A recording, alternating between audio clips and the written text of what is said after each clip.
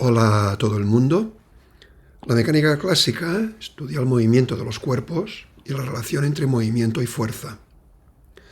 La teoría de la mecánica clásica puede ser formulada de diversas maneras, es decir, hay diversos formalismos para describirla. Un formalismo es la mecánica newtoniana, que es la más conocida porque cuando uno empieza por primera vez a estudiar la mecánica clásica, es la mecánica newtoniana lo que se utiliza. Pero hay una alternativa, hay otro formalismo, que es la mecánica analítica, que de hecho son varios formalismos: mecánica lagrangiana, mecánica hamiltoniana, teoría de Hamilton-Jacobi. La mecánica analítica es el objetivo de este curso, pero en este vídeo voy a hablar de la mecánica newtoniana.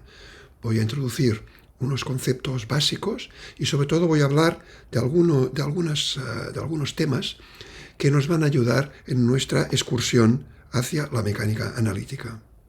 Voy ya a la mecánica newtoniana y enuncio aquí la primera ley de Newton. Habla de sistemas de referencia inerciales. Consideremos una partícula que sobre ella no actúa ninguna interacción, es decir, si hay alguna masa cerca que podría introducir alguna fuerza, esta segunda masa la envío a infinito. De forma que las interacciones sobre esta partícula no existen. Es una partícula libre. Entonces, un sistema de referencia inercial se define como el que la partícula libre, en este sistema de referencia, describe una trayectoria que es una línea recta con velocidad constante, es decir, un movimiento uniforme. Dicho de otra manera, el vector de posición, cuando lo escribo en función del tiempo, es función lineal del tiempo. La primera ley de Newton asegura que existen estos sistemas de referencia inercial con estas propiedades. La segunda ley de Newton se refiere ya al caso en que sobre una masa actúa una fuerza. La segunda ley de Newton establece una famosa ecuación de fuerza igual a masa por aceleración. Veis aquí la aceleración, que es la segunda derivada del vector de posición respecto del tiempo. Nos dice entonces esta segunda ley cómo evoluciona R, es decir, el comportamiento de R. Y por esto le voy a llamar ecuación del movimiento. Y el acrónimo que utilizo es EDM. Una notación que voy a utilizar a menudo es R indicando la derivada segunda respecto del tiempo. Entonces la ecuación de Newton sencillamente se escribe F igual a M R . Entonces esta ecuación del movimiento más las condiciones iniciales nos van a dar la trayectoria del sistema, es decir, R en función del tiempo. Si este sistema que estoy indicando es inercial, otro sistema que se mueva respecto del primero con velocidad relativa constante también es inercial. Y en los dos sistemas yo puedo describir las leyes y hacer las observaciones, y realmente son equivalentes esos dos sistemas inerciales. Los sistemas de referencia inerciales son equivalentes entre ellos. Esto es el principio de relatividad de Galileo y es muy importante. Por ejemplo, voy a llamar a este sistema de referencia el primer sistema de referencia y a este el segundo o prima, ¿de acuerdo? Entonces, si observo una partícula libre, que lo veo porque R es función lineal del tiempo para el primer observador, el segundo observador va a observar exactamente lo mismo, pero claro, con su variable R', que es como hace él las medidas. Si el primer observador pues mide que F es igual a M por R lo comprueba, exactamente igual lo hará el segundo, pero con R'. La tercera ley de Newton asegura que a cualquier fuerza de acción le corresponde una de reacción que tiene un signo menos. Son iguales en módulo, pero con un signo menos. Y aquí tengo un ejemplo sencillo, pero que esto se ve, es dos masas que se atraen de forma gravitacional. Entonces, F1 y F2 realmente cumplen esta tercera ley de Newton. Este problema es el problema de los dos cuerpos con interacción gravitatoria. Para simplificar, le voy a llamar problema de Kepler, se le llama problema de Kepler, y lo voy a utilizar para ilustrar algunos de los conceptos que necesito, como he dicho al principio, pues necesito desarrollar para preparar el camino hacia la mecánica analítica. Primero de todo, una cosa importante que tengo que decir es que la mecánica newtoniana pues resuelve el problema de Kepler. Escribo una ecuación, la ecuación de Newton para la primera partícula, escribo la misma ecuación, pero para la segunda partícula, doy unas condiciones iniciales, integro el sistema, porque son ecuaciones diferenciales, y encuentro las trayectorias de las dos partículas, es decir, la evolución del sistema, cómo evolucionan estas dos partículas en el tiempo. Para integrar el sistema de ecuaciones diferenciales ayuda muchísimo a encontrar cantidades conservadas. Una cantidad A se define como una función de las trayectorias, aquí R1 y R2, que son función del tiempo, o sea, ya son las trayectorias. También de las velocidades, R.1 y R.2, y quizás del tiempo. A es conservado si la derivada de A respecto del tiempo es igual a 0, la derivada total. Esto quiere decir que A será constante en la evolución del sistema. Cantidades conservadas posibles son la energía del sistema, el momento lineal, que recuerdo que para una partícula es masa por velocidad, y el momento angular, que para una partícula es el producto vectorial del vector de posición y el momento lineal. Bueno, entonces vamos a estudiar primero de todo las energías, y como ya he enunciado, voy a utilizar el problema de Kepler como mi ejemplo donde voy a escribir las fórmulas, etc. Por ejemplo, ¿cuál es la energía cinética del sistema? La llamo T, y es la suma de las energías cinéticas de la partícula 1 más la partícula 2. Voy a utilizar esta notación, un sumatorio con un índice alfa que va de 1 a 2, y aquí veis que si hago este sumatorio, pues realmente obtengo estos dos términos. La pregunta relevante aquí es si la fuerza es conservativa. Recordemos que una fuerza conservativa, una de las maneras de definirlo, pues es considerar el diferencial de R multiplicado escalarmente por la fuerza, eso es el trabajo elemental, y hacer una integral de línea en un circuito cerrado. Ese es el significado de esta redondita que hay aquí. Entonces, esto quiere decir que parto de un punto, hago un circuito, llego al mismo punto, y entonces esta integral, si la fuerza es conservativa, tiene que ser igual a 0. Eso tiene que pasar para todos los circuitos y para todas las partículas. La fuerza gravitacional, que es la que estoy considerando, es conservativa. En el momento en que tengo una fuerza conservativa, puedo definir una energía potencial, que llamo U. La derivada de U será la fuerza, pero cuidado que estoy en 3 dimensiones. Quiere decir que tengo que utilizar el operador diferencial nabla, que aquí es el gradiente. La derivada respecto de X, respecto de Y, respecto de Z. Para una partícula 1 y para la partícula 2. Entonces, cuando hago el gradiente pues con respecto a la partícula 1 de U es un escalar, el gradiente me lo convierte en un vector, y entonces esto es igual a F1, que también es un vector, y siempre con un signo menos. Y de forma totalmente similar con la partícula 2. Aquí en el caso gravitatorio puedo escribir el potencial. Contiene la constante de gravitación universal, las masas, y vemos que es proporcional a 1 sobre R, donde R es la distancia entre las partículas. Este potencial es un ejemplo de la acción a distancia. Quiere decir lo siguiente. Imaginemos que yo cambio la posición de 2, o sea, cambio R2. Esto inmediatamente cambia el potencial U. Y al sacar la derivada, aunque la saque de la partícula 1, va a ser algo diferente. Y por tanto, finalmente, F1 va a cambiar. Pero el punto está en que ha cambiado inmediatamente. Cambio R2 y inmediatamente cambia F1. La interacción se ha propagado con velocidad infinita. Para investigar la conservación de la energía en este problema de Kepler, tengo que hacer un poco de álgebra. Primero de todo, estoy interesado en encontrar el diferencial de la energía cinética. Pero vemos que encontrar el diferencial de T es encontrar el diferencial de V cuadrado. El diferencial de v cuadrado es v por diferencial de v. Como son vectores, hay un producto escalar aquí. Ahora, la velocidad la pongo como dr sobre dt. El diferencial de velocidad lo pongo como la derivada de la velocidad respecto al tiempo multiplicado por dt. Ahora, este término y pues vemos que me da diferencial de r. Y la dv sobre dt, esta derivada, es la aceleración, es f sobre m. Total, que poniendo todo junto, tengo que el diferencial de t tiene esta expresión. Vamos ahora a encontrar el diferencial de u. U es función de R1 y R2. Lo escribo de esta manera. Aquí, pues como recordatorio, pongo cómo se encuentra el diferencial de una función de dos variables. Es la parcial respecto a una variable por diferencial de la variable más pues la parcial con respecto a la otra variable, diferencial de la otra variable. Bueno, eso tengo que hacerlo aquí, pero atención que aquí hay R1 y R2 y cada R tiene 3 componentes.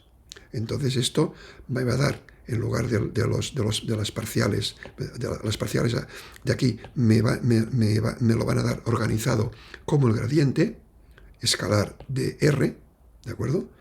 Y aquí hay un error, esta alfa, lo veis aquí, esta alfa realmente va sobre nabla, o sea, tiene que salir, es esto lo que tiene que salir aquí, perdónate la rata. Bueno, pues, y tengo que sumar sobre alfa igual a 1 y alfa igual a 2. Si ahora justamente introduzco esta relación aquí, encuentro que du pues tiene esta expresión con un signo menos que proviene de aquí. Ahora vemos que estas dos cantidades pues son iguales excepto un signo. Lo quiere decir que cuando haga el diferencial de la suma me va a dar 0. Pero la suma de t y u es la energía. Es decir, que lo que acabo de obtener es que la energía se conserva. La energía es constante. Bueno, pues vamos a ver si hay más leyes de conservación, si hay más cantidades conservadas en el problema de Kepler. Y primero de todo vamos a ver que efectivamente el momento lineal se conserva. El momento lineal total del sistema es P1 más P2. Si saco la derivada del P total, pues esto es P.1, P.2. Ahora aplico la segunda ley de Newton. Esta flechita, perdonad, pero tendría que estar aquí, porque aquí sustituyo P punto por F. Entonces va a dar F1 más F2, pero con la tercera ley de Newton esto es igual a 0. Por lo tanto, P punto es 0, P total se conserva. También se conserva el momento angular, como vamos a ver. El momento angular total se define como L1 más L2. La derivada también va a ser la suma de derivadas. Y vamos a ver cada uno de estos términos cómo se puede calcular. O sea, L punto alfa. Bueno, L punto alfa, ¿qué es? Es la derivada respecto del tiempo, de aquí, que esto es L alfa. Hay un producto, por lo tanto van a salir dos términos.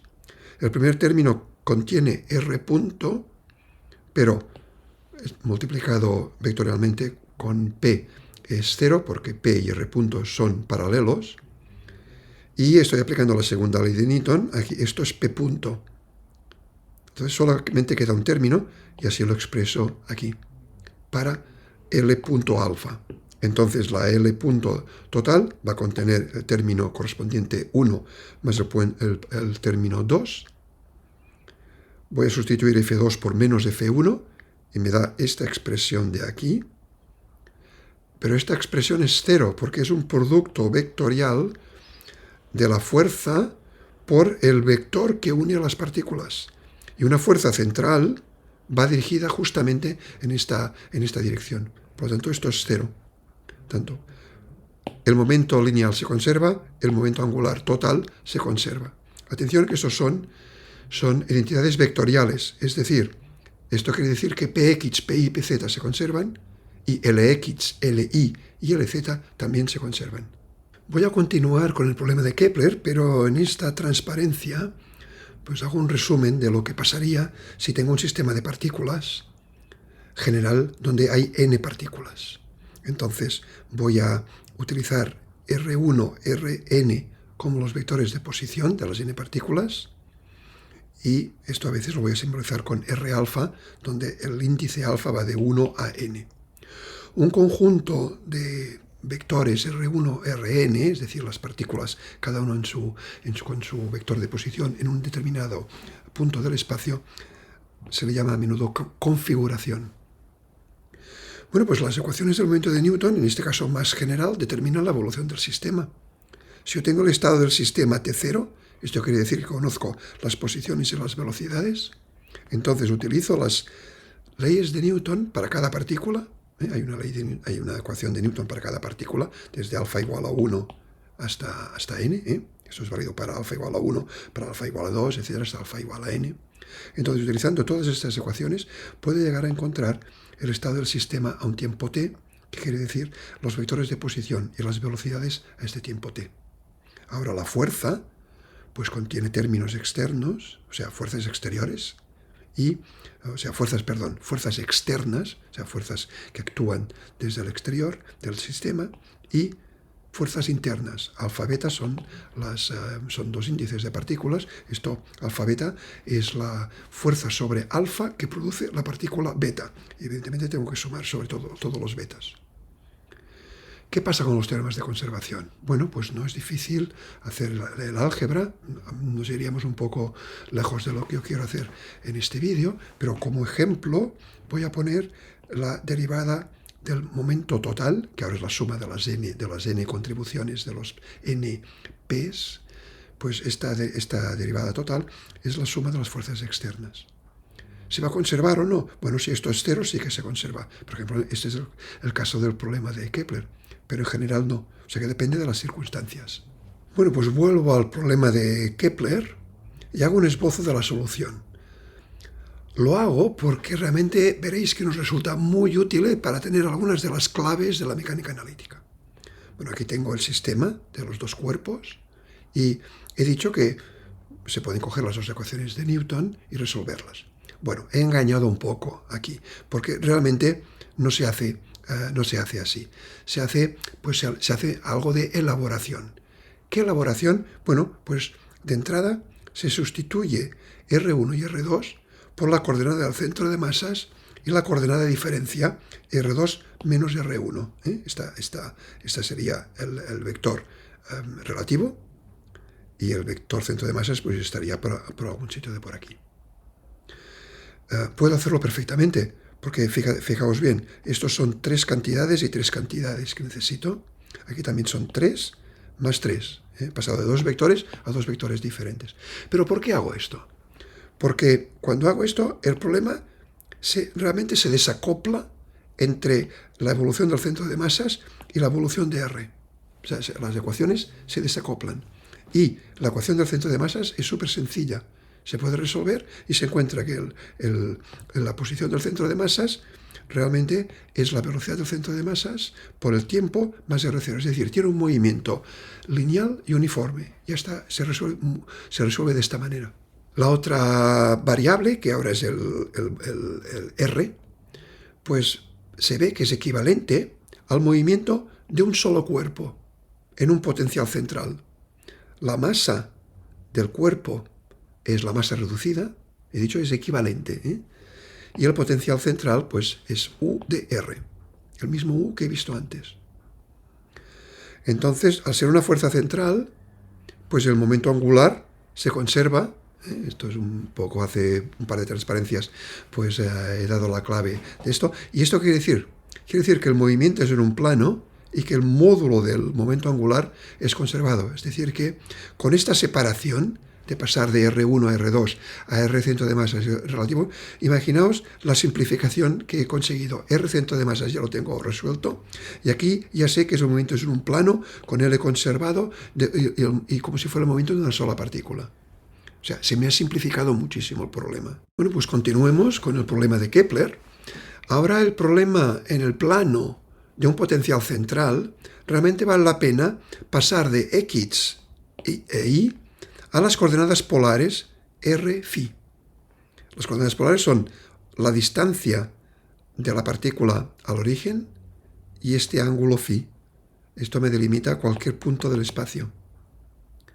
La velocidad de la partícula pues va a tener dos componentes. Una que depende de cómo R, R ahora es el módulo de R, como R varía con el tiempo, R punto, y esto de aquí que es R phi punto, es decir, el radio por la velocidad angular, como sabemos, ¿no? Total, que el momento angular es R multiplicado por el momento. El momento es el momento lineal que está en esta dirección, porque es un producto vectorial, realmente L, y aquí aparece la masa, aparece la velocidad, que es R por phi punto. Y la energía cinética de esta partícula de masa mu, pues tiene una contribución de R punto, porque una componente va en esta dirección, y la otra componente, R2 phi punto cuadrado, que es esta al cuadrado. Y aquí puedo utilizar, fijaos bien que de aquí puedo despejar phi punto, y phi punto lo puedo poner aquí. Total, que T tiene esta forma. T más U es la energía, y eso es conservado. Por lo tanto, de aquí puedo despejar R punto y obtener una ecuación que realmente con una sola integración podré resolverlo. O sea, realmente he pasado a una situación realmente muy ventajosa para mí. Bueno, ya que he llegado hasta aquí, doy el esbozo hasta el final, escribo otra vez la ecuación de dr sobre dt, y realmente lo que es conveniente es hacer un cambio de variables y considerar phi en función de r. Aquí hay phi punto, que es esta expresión de aquí.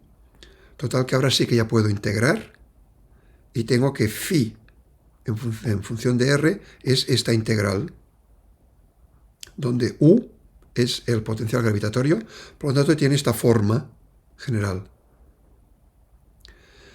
Esta integral se puede hacer, se tiene que hacer algún cambio de variable, y eso sí que no lo voy a hacer, pero realmente es una integral.